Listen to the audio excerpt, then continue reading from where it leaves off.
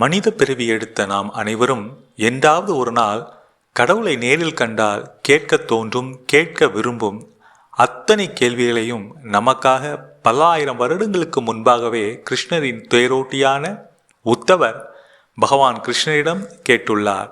இந்த சம்பாஷணை உத்தவ கீதை என கூறப்படுகிறது. சிறு வயதிலிருந்தே உத்தவர் கிருஷ்ணருடன் இருந்து கிருஷ்ணருக்கு தேரோட்டி பல வழிகளில் அவருக்கு சேவை செய்தவர். அவர் ஸ்ரீ கிருஷ்ணரிடம் எந்த விருப்பத்தையும் வரத்தையும் கேட்கவில்லை.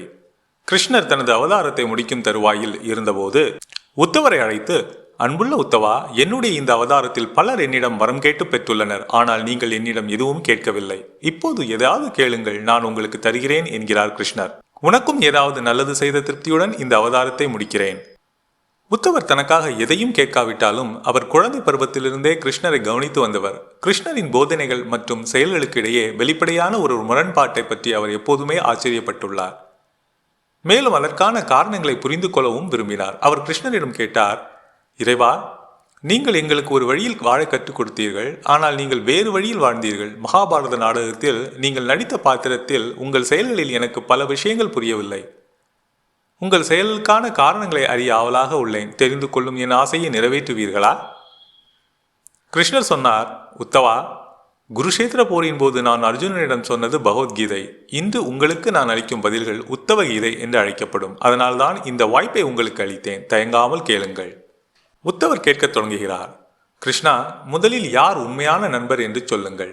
கிருஷ்ணர் கூறுகிறார், அழைக்கப்படாமலேயே தேவைப்படும் நண்பனுக்கு உதவி செய்பவனே உண்மையான நண்பன்.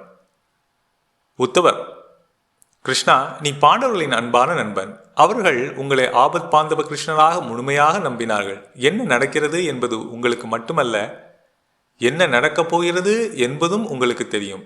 நீங்கள் ஒரு மிகப்பெரிய ஞானி. இப்போதுதான் நீங்கள் உண்மையான நெருங்கிய நண்பர் என்ற ஒரு வரையறையை அளித்துள்ளீர்கள். பிறகு ஏன் அந்த வரையறையின்படி செயல்படவில்லை?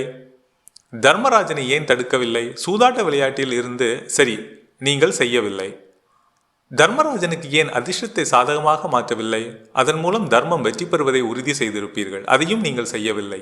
செல்வத்தையும் நாட்டையும் தன்னையும் இழந்த தர்மராஜன் விளையாட்டை நிறுத்தியாவது காப்பாற்றியிருக்கலாம்.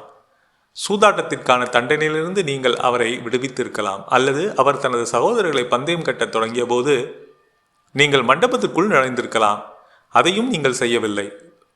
துரியோதனன் திரௌபதியை பந்தயம் கட்டினால் இழந்த அனைத்தையும் திருப்பித் தருவதாக கூறி தர்மராஜனிடம் ஆசையை உண்டாக்கிய போது நீங்கள் தலையிட்டு உங்கள் தெய்வீக சக்தியால் தர்மராஜுக்கு சாதகமாக பகடைகளை உருட்ட செய்திருக்கலாம்.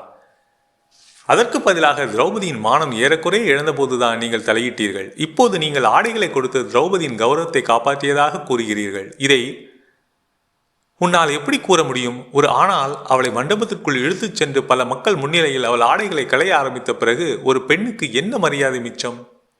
என்ன செய்தாய் கிருஷ்ணா? நெருக்கடியான நேரத்தில் ஒருவருக்கு உதவி செய்யும் போதுதான் உங்களை ஆபத் பாந்தவா என்று அழைக்க முடியும். நெருக்கடியான நேரத்தில் நீங்கள் உதவவில்லை என்றால் என்ன பயன்? இது தர்மமா? உத்தவர் இந்த கேள்விகளை எழுப்பிய போது அவர் கண்களில் இருந்து கண்ணீர் வழியத் தொடங்கியது. இவை உத்தவரின் கேள்விகள் மட்டுமல்ல. மகாபாரதம் படித்த நம் அனைவருக்கும் இந்த கேள்விகள் உள்ளன. நமக்காக உத்தவர் ஏற்கனவே கிருஷ்ணரிடம் கேட்டிருக்கிறார். பகவான் கிருஷ்ணர் சிரித்தார். அன்புள்ள உத்தவா, இந்த உலகத்தின் சட்டம் விவேகத்தை கொண்டவன் மட்டுமே வெற்றி பெறுகிறான். துரியோதனனுக்கு விவேகம் இருந்தபோது தர்மராஜனிடம் அது இல்லை. அதனால் தர்மராஜர் தோற்றார். உத்தவர் மிகவும் குழம்பி போனார். கிருஷ்ணர் தொடர்கிறார். துரியோதனன் சூதாடுவதற்கு நிறைய பணமும் செல்வமும் வைத்திருந்தாலும் அவனுக்கு பகடை விளையாட்டை விளையாடத் தெரியாது. அதனால்தான் பந்தயம் கட்டும்போது மாமா சகுனியை ஆட்டமாட பயன்படுத்தினான். அதுதான் விவேகம். தர்மராஜன் இதேபோல் யோசித்து அவர் சார்பாக அவரது உறவினரான நான் விளையாடுவேன் என்று கூறியிருக்கலாம். நானும் சகுனியும் பகடை விளையாட விளையாடியிருந்தால் யார் ஜெயித்திருப்பார்கள் என்று நினைக்கிறீர்கள்? நான் அழைக்கும் எண்களை அவர் சுருட்ட முடியுமா, அல்லது அவர் கேட்கும் எண்களை நான் சுருட்டலாமா? இதை மறந்துவிடு. அவர் என்னை விளையாட்டில் சேர்க்க மறந்துவிட்டார் என்பதை என்னால் மன்னிக்க முடியும். ஆனால் விவேகம் இல்லாமல் இன்னொரு தவறும் செய்தார். துரதிர்ஷ்டத்தால் அவர் இந்த விளையாட்டை விளையாட வேண்டிய கட்டாயம் ஏற்பட்டது என்பதை நான் அறியக்கூடாது என்று, நான் மண்டபத்திற்கு வரக்கூடாது என்று அவர் பிரார்த்தனை செய்தார். அவர் தொழுகையால் என்னை கட்டி போட்டு என்னை மண்டபத்திற்குள் செல்ல அனுமதிக்கவில்லை. நான் மண்டபத்திற்கு வெளியே யாரோ ஒருவர் தங்கள் பிரார்த்தனையின் மூலம் என்னை அழைப்பார் என்று காத்திருந்தேன். பீமன், அர்ஜுனன், நகுலன், சகாதேவன் ஆகியோர் காணாமல் போன போதும் அவர்கள் துரியோதனனை சபித்து தங்கள் தலைவிதியை பற்றி யோசித்துக் கொண்டிருந்தனர். அவர்கள் என்னை அழைக்க மறந்துவிட்டார்கள். துச்சாதனன் தன் அண்ணனின் கட்டளையை நிறைவேற்ற திரௌபதியின் முடியை பிடித்து இழுத்தபோது திரௌபதி கூட என்னை அழைக்கவில்லை. அவளும் கூடத்தில் தன் திறமையின் அடிப்படையில் வாக்குவாதம் செய்து கொண்டிருந்தாள். அவள் என்னை அழைக்கவில்லை. இறுதியாக ஒரு உணர்வு மேலோங்கி துச்சாதனன் அவளது ஆடைகளை களைய தொடங்கிய போது அவள் தன் பலத்தை பொறுத்து கைவிட்டு ஹரிஹரி அபயம் கிருஷ்ணா அபயம் என்று கத்த ஆரம்பித்து எனக்காக கத்தினார். அப்போதுதான் அவளுடைய மானத்தை காப்பாற்ற எனக்கு ஒரு வாய்ப்பு கிடைத்தது. கூப்பிட்டவுடன் வந்தேன். நான் அவளுடைய மானத்தை காப்பாற்றினேன். இந்த நிலையில் என் தவறுதான் என்ன? அருமையான விளக்கம் கண்ணா. உங்கள் விளக்கம் என்னை கவர்ந்தது. எனினும் நான் ஏமாறவில்லை. நான் உன்னிடம் இன்னொரு கேள்வி கேட்கலாமா என்கிறார் உத்தவர். கிருஷ்ணர் அவருக்கு தொடர அனுமதி அளித்தார். நீங்கள் அழைத்தால் மட்டுமே வருவீர்கள் என்று அர்த்தம்.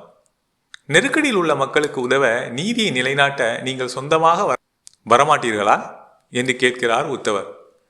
கிருஷ்ணன் சிரித்தான். உத்தவா, இந்த வாழ்க்கையில் ஒவ்வொருவருடைய வாழ்க்கையும் அவரவர் கர்மாவை அடிப்படையாக கொண்டே செல்கிறது. நான் அதை இயக்கவில்லை. நான் அதில் தலைவிடுவதும் இல்லை.